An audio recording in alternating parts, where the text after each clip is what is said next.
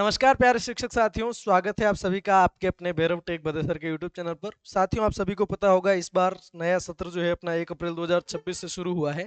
इस सत्र को लेकर के, इस पूरे शैक्षणिक सत्र को लेकर के जो शिविरा पंचांग है वो जारी कर दिया गया है, आप तक पहुंच गया होगा। अगर आपने उसको नहीं देखा है, नहीं पढ़ा है, तो उसके जो कुछ की पॉइंट्स हैं उनको मैं ऑलरेडी हाईलाइट करके लाया हूं, यानी कि सारी बातें नहीं समझेंगे। कुछ की पॉइंट्स जो हाईलाइट कर रखे हैं जो इस तरीके से उनको देख लेंगे अपन, ताकि जो है पूरा खाका हमारे को समझ में आ जाए कि सत्र पर्यंत कौन कौन से काम हमें कब कब किस किस तरीके से करने हैं। ठीक है, स्वागत है आप सभी का आपके अपने भैरव टेक बदे सर के यूट्यूब चैनल पर। मैं हूं आपका साथी राधेश्याम जेठिया और शुरू करते हैं आज की वीडियो को। साथियों, इससे पहले एक वीडियो में बना चुका हूं, शायद आपने देखा होगा। 5वीं और 8वीं में अगर कोई बच्चा पूरक आया है तो उस अगर पास नहीं होगा तो उसको उसे क्लास में वापस से पढ़ना पड़ेगा। इस बात को पेरेंट्स तक पहुंचाएं, अगर ऐसे कोई बच्चे हैं तो उन तक पहुंचाएं, अच्छे से तैयारी करें ताकि साल न बिगड़े। शिविरा पंचांग 2026-27 इसके जो इंपॉर्टेंट तथ्य साथियों वो देख लीजिए। काउंसलिंग का कार्य 21 जून से 30 जून तक आपका रहेगा और 1 अप्रैल से शुरू हो गया। इसके की पॉइंट्स देखते हैं। मध्यावधि अवकाश 4 नवंबर से 15 नवंबर तक का रहेगा साथियों। मध्यावधि अवकाश को लेकर के जो है वो टाइमलाइन क्या रहने वाली है आपकी, 4 नवंबर से लेकर के 15 नवंबर 2026 तक। ठीक है साहब, चलिए। उसके बाद शीतकालीन अवकाश जो है वो आपका 31 दिसंबर से 10 जनवरी तक रहेगा। शीतकालीन अवकाश की जो अवधि है साथियों, 31 दिसंबर से लेकर के 10 जनवरी तक, ये आपका 2027 रहेगा। ग्रीष्मावकाश, गर्मियों का जो अवकाश है वो 17 मई से लेकर के 20 जून तक रहने वाला है पूरे शैक्षणिक सत्र का। ठीक है साहब, चलिए इसके बाद के पॉइंट समझते हैं। 5-7 मिनट में सारी चर्चाएं कर लेंगे साथियों। कहीं कोई विशेष बात होगी तो उसको मैंने हाईलाइट कर रखा है पहले से ही, ताकि आपका समय ना बिगड़े। और अगर आप डिटेल में पूरी का पूरा एक पीडीएफ चाहते हैं तो टेलीग्राम चैनल ज्वाइन कर सकते हैं भैरव टेक बदेसर के नाम से। समस्त विद्यालयों में 1 सितंबर 2026 से 15 सितंबर 2026 तक, यानी सितंबर के महीने में आपका स्वच्छता पखवाड़ा आयोजित किया जाएगा। चलिए, उसके बाद देखते हैं आपका जो टेफ भरने का प्रक्रिया रहती है ना, शिक्षक मूल्यांकन प्रपत्र। ठीक है, टीचर का जो टेफ वाला कॉलम है स्टाफ लॉगिन के अंदर, उसको भरना रहता है। तो प्रथम छमाही की जो एंट्री है वो आपकी जुलाई से अगस्त 2026 में करनी है। जुलाई से अगस्त डेट आ जाएगी, उसके लिए विंडो ओपन होगी, कैसे करना है बता देंगे। दूसरी छमाही का जो है वो आपका जनवरी से फरवरी 2027 में आपको भरना रहेगा। ठीक है साहब, चलिए। शाला सिद्धि वाला देख लीजिएगा आप। अब यहाँ पर प्रवेश के संबंध में क्या है साहब, कक्षा 1 में प्रवेश के समय राज्य सरकार द्वारा संशोधित प्रावधान अनुसार विद्यार्थियों की आयु 6 वर्ष या उससे अधिक परंतु 7 वर्ष से कम निर्धारित की गई है। 6 साल या उससे अधिक किंतु 7 साल से कम है तो ऐसे बच्चों को क्लास 1 में एडमिशन, आयु अनुसार एडमिशन देते हैं। तो 7 से अधिक, 7 या 7 से अधिक किंतु 8 से कम, ये दूसरी के लिए। 8 या 8 से अधिक किंतु 9 से कम, ये जो है आपकी तीसरी क्लासेस के लिए। इस तरीके से आयु रहती है। इसके संबंध में बहुत सारे साथी कंफ्यूज हो रहे हैं साथियों। तो जो बच्चे अनामांकित हैं, है ना, जो बच्चे अनामांकित हैं उनका किसी भी संस्था में अभी तक नाम नहीं है, उनके लिए तो यही नियम रहेगा। लेकिन अगर कोई बच्चा इस एज ग्रुप में नहीं भी आ रहा है, लेकिन अगर उसने पूर्व प्राथमिक जो कक्षा है वो यानी कि बीपी 3+, 4+ और 5+ कंप्लीट कर ली तो वो क्लास 1 में एडमिशन का पात्र होगा। ठीक है, उसका एडमिशन हो जाएगा। ठीक है साहब, चलिए। ये बाकी जानकारी आप पढ़िएगा, हाउस होल्ड सर्वे वगैरह वगैरह, इसके अंदर सारी जानकारियां दे रखी साथियों, पूरी पूरी पीडीएफ में आपको डाल दूंगा। चलिए, कालानुसार समय विभाजन की अगर हम बात देखें साथियों, तो एक पारी जो आपके विद्यालय हैं उनकी समयावधि 1 अप्रैल से लेकर के 30 सितंबर तक 7:30 बजे से, है ना, 7:30 बजे से 1 बजे तक का आपका टाइम रहेगा। कुल 5.5 घंटे की प्रक्रिया रहेगी। हर कालांश 35 मिनट का रहेगा, अभी जो चल रहा है अपने पास में साथ में। शीतकालीन जो है वो आपका 1 अक्टूबर से 31 मार्च तक रहने वाला है। 10 से 4 का उसका टाइम रहेगा, कुल 6 घंटे रहेंगे। 1 से 6 कालांश 40 मिनट के होंगे और 7वां 8वां कालांश आपका 35-35 मिनट का होगा। ठीक है, अभी के जो पीरियड्स हैं वो 35-35 मिनट के आपके रहने वाले हैं। ठीक है, दो पारी में संचालित विद्यालयों के लिए आप यहाँ पर देख सकते हैं जानकारी। ये यहाँ पर दो पारी के लिए पूरी डिटेल दे रखी है, आप समझ लेना इस चीज को। कुछ सहशैक्षिक गतिविधियां हैं साथियों। तो सहशैक्षिक गतिविधियों में जो इंपॉर्टेंट बातें हैं उनको देख लेते हैं, यहाँ पर देखिए। चलिए, एक आपका प्रखर का कार्यक्रम चल रहा है, आप सभी को पता होगा। गत वर्ष भी इसको संचालित किया गया था, उसकी योजनाएं बनाई गई थी, रजिस्टर बनाए गए थे, तो उसको आपको इसी तरीके से कंटिन्यू करना है। बच्चे जो है रीडिंग के अंदर फ्लुएंसी हासिल करें, इसी उद्देश्य के साथ में, इस लक्ष्य के साथ में। डिटेल में आप चाहें तो इसको पढ़ सकते हैं।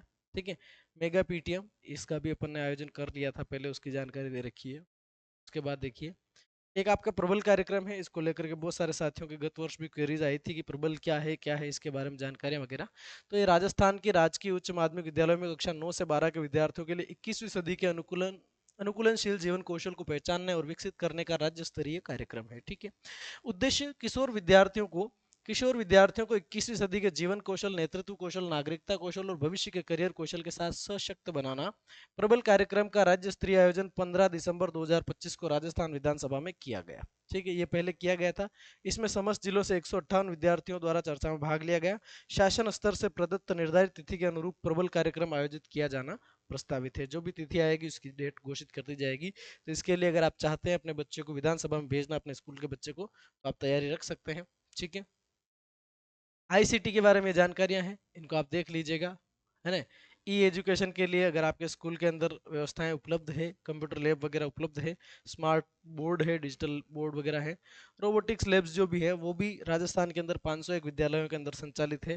उनके ऊपर एआई लर्निंग, डेटा विजुअलाइजेशन, समस्या समाधान, निर्णय लेने, एआई लैंग्वेजेस, नैतिकता और एआई का परिचय शामिल है। ये बच्चों को पढ़ाया जाएगा। मिशन स्टार्ट के बारे में आप यहाँ से ये सारणी भी देख सकते हैं, इंपॉर्टेंट सारणी है। इस टेबल को आप यहाँ पे देख सकते हैं। ठीक है। आईसीटी लैब जो है वो 13,411 स्कूल्स के अंदर है। 13,018 स्कूल जो है उसके अंदर स्मार्ट क्लासेस संचालित है। 501 स्कूल ऐसे हैं जिनके अंदर रोबोटिक्स संचालित है। डिजिटल लाइब्रेरी पीएम श्री विद्यालयों के अंदर उपलब्ध है वैसे ही। ठीक है, तो ये जानकारियां थी। अच्छा, उत्सव और अवकाश। विभाग से जारी निर्देशों के अनुरूप किसी भी सप्ताह में आने वाले वृहद उत्सवों कार्यक्रमों को आगामी द्वितीय और चतुर्थ शनिवार को नो ब्रेक डे के अन्य कार्यक्रम के साथ मनाया जाए। यानी कि किसी भी सप्ताह में कोई उत्सव या कार्यक्रम आते हैं तो आपको सेम डे मनाने की आवश्यकता नहीं है। उस महीने के अंदर जो दूसरा और चौथा शनिवार है, second and the fourth Saturday, उस दिन आपको इनको आयोजित करना है। ठीक है।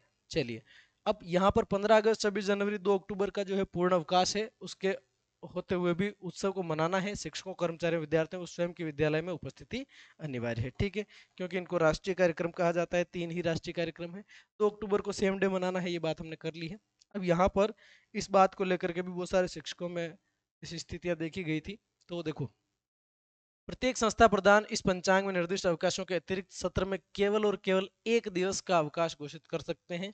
यानी कि पहले जो 2 दिनों का जो है एचएम पावर का अवकाश था, अधिकृत अवकाश था, उसको अब 1 दिवस कर दिया गया है। और ये आप कब रखना चाहेंगे, इसकी सूचना 30 अप्रैल 2026 से पहले नियंत्रण अधिकारी को आपको भेज देनी। नियंत्रण अधिकारी कौन? तो स्कूल के जो कंट्रोलिंग ऑफिसर हैं वो आपके पीओ साहब होते हैं। ठीक है, पीओ स्कूल के जो कंट्रोलिंग ऑफिसर है, सीबीओ साहब होते हैं। तो आपको 30 अप्रैल 2026 से पहले नियंत्रण अधिकारी को सूचना देनी है। और दिवस का चयन करते हुए ध्यान रखा जाए कि इससे कोई महत्वपूर्ण विद्यालयी कार्यक्रम जो है वो प्रभावित ना हो, यानी कि अप्रभावित रहे। तो ये यहाँ पर एक बड़ा बदलाव हमें देखने को मिला है कि 2 दिवस का जो अवकाश हर सत्र में रहता था उसे 1 दिवस कर दिया गया है। मूल्यांकन और परीक्षा को लेकर के जो इंपॉर्टेंट जानकारी है साथियों, वो क्या है? प्रथम परख, द्वितीय परख और तृतीय परख का आयोजन निम्नानुसार करना है आपको। पहला और जो दूसरा कालांश होगा साथियों, जब अपन परख लेंगे तो पहला दूसरा कालांश तो आपको शिक्षण कार्य करना है, यानी कि पढ़ाना है पहले और दूसरे पीरियड के अंदर। और तीसरा और जो चौथा पीरियड है, तीसरा चौथा पीरियड है, उसके अंदर आपको परख का आयोजन करना है। फिर पांचवें छठे पीरियड में पढ़ाना है और सातवें आठवें पीरियड में आपको परख का आयोजन करना है। यानी कि पहला दूसरा पांचवा छठा पढ़ाना है और तीसरा चौथा सातवां आठवां वो आपके परीक्षा के लिए, मूल्यांकन के लिए काम में लेना है। ठीक है। चलिए, कक्षा 6 से 12 की जो है वार्षिक वार्षिक परीक्षाएं, पूरक परीक्षाएं, कक्षा 8 की परीक्षा हो गई, 5वीं की हो गई।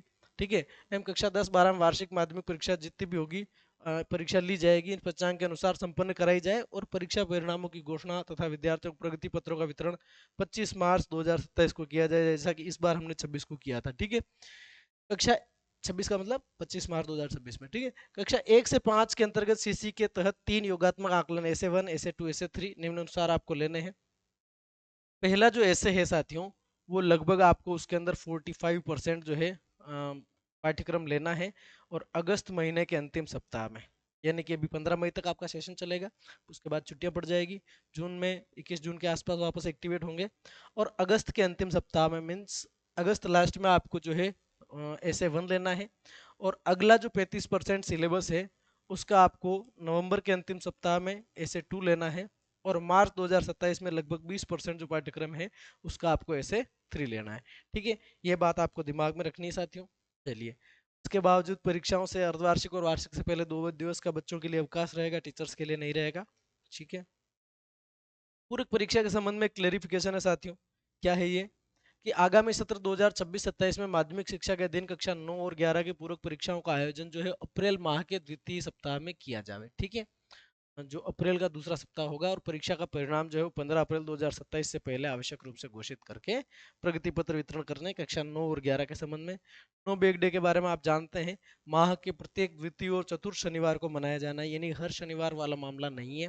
इसके बारे में डिटेल में आप जानकारी चाहें तो यहाँ से पढ़ सकते हैं। स्थानीय स्तर के लोक कलाकार, बढ़ई, लोहार, रंगरेज आदि को मास्टर जो इंस्ट्रक्टर है उनके रूप में बुलाना है। ठीक है, ये जानकारी आप यहाँ से देख सकते हैं। जो हाईलाइटेड है उसको देख लेते हैं।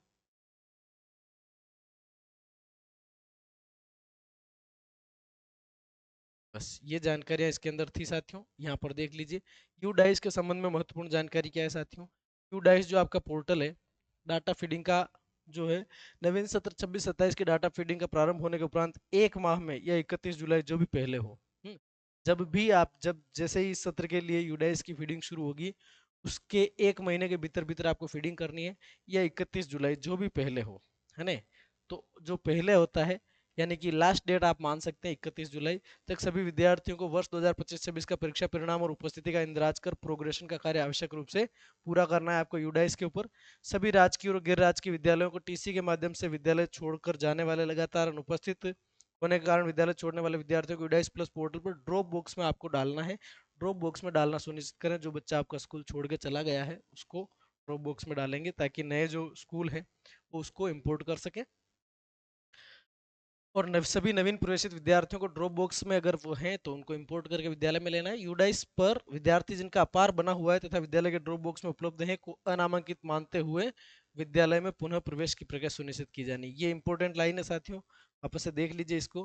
क्यू डाइस पर विद्यार्थी अगर शो हो रहे हैं, उनका अपार आईडी बना हुआ है और ड्रॉप बॉक्स में उपलब्ध है, तो उनको अनामांकित अनएनरोल्ड मानते हुए उनका विद्यालय में पुनः प्रवेश प्रक्रिया सुनिश्चित आपको करनी है साहब।